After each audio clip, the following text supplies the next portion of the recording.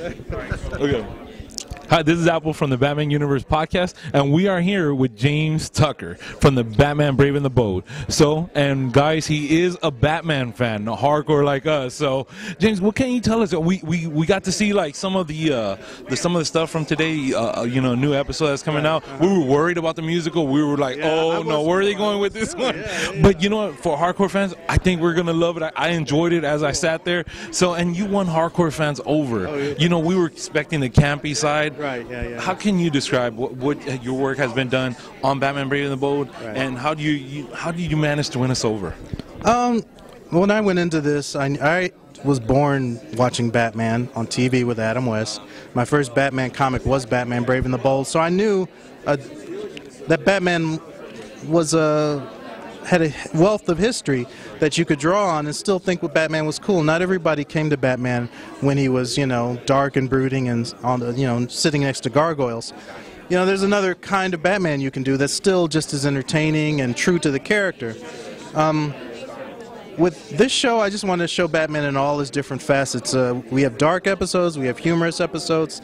The only rule we have is don't make fun of Batman, don't make light of his situation. He can comment on other people's situation, but he's kind of like, he's like your uncle.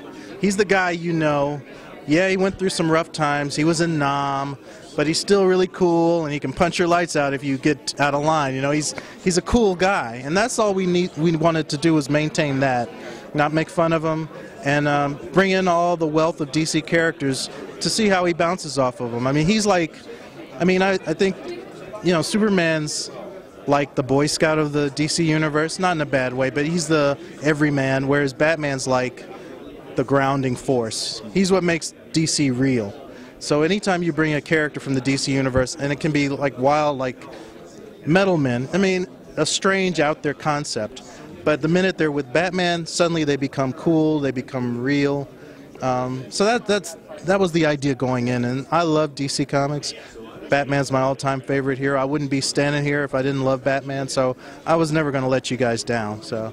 Yeah, well, I think the greatest thing I think Batman fans have found great about the show is that you're using characters that have really not seen the light of day on as far as the Batman the animated series was, but they were there in history, and we always go after those comics, we go after those characters that we haven't seen since the 50s, the 40s, and you guys are bringing that, and I think as Batman fans, that's what we love. We know those characters by heart. Not everyone else does, and I think that's what y'all doing a great job. And how do you feel about bringing those characters to the forefront? Well, I love it. My first comic book besides Brave and the Bold was back in the 70s. I'm dating myself, but back in the 70s they made Neil Adams? Neil Adams, but they had these books called Batman 100-page Spectaculars. And it was a new Batman story, so it was Batman set in the 70s, but then all the backup stories were reprints from the 30s, 40s, 50s, 60s. And so in one book you were getting the whole history of Batman every month. And so those were my first really, they exposed me to all the different types of ways Batman's been interpreted. And to me, and being, reading them as a kid, they all became one continuum in my head. So I don't make a distinction between Batman in 1939 versus Batman in 1960. It's the same guy to me.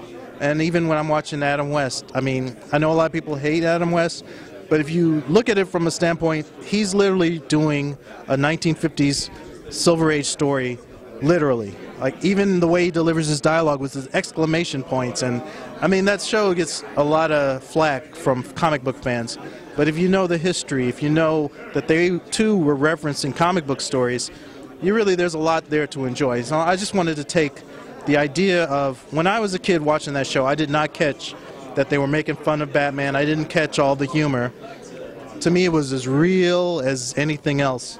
It was as real as the news, and I took it that way. So when I was doing this show, I said, I want to do it from the viewpoint of how I felt when I was a kid watching that show and reading comic books at that time and watching Super Friends and the Filmation stuff. There's a whole bunch of Batman out there, and there's lots of ways to interpret it. So that's the way I when I go into this, that's what I was doing. So. Yeah, and I think the newer generations of Batman fans are slowly gripping that because they grew up now with the darker Batman, where we had grown up with that, the Super Friends, the Adam West kind of type character. So we were familiar with that. Yes, we like the grid, but we also know that there's this other parallel Batman that goes right along with that. There's a lot. I mean, he's a human guy. And the great thing about DC in general, their characters, is you can interpret them in a lot of different ways. You can make a darker version of Batman. You can make a darker, elongated man, for Christ's sakes. I mean, it's like they're malleable characters, and they can be either high fantasy or they can be really gritty, realistically done. And I'm just taking advantage of that. I love DC. Well, James, do the fans for Batman all a favor. Keep doing what you're doing.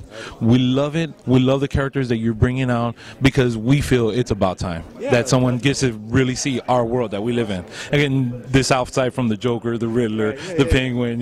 We want to see characters like C. Fox and them come out. So thank you, James. Thanks for coming on the show, and always be glad to have you. And hopefully you come on a future show. Oh, definitely. Just call me up. Cool. All right. We get like a quick promo.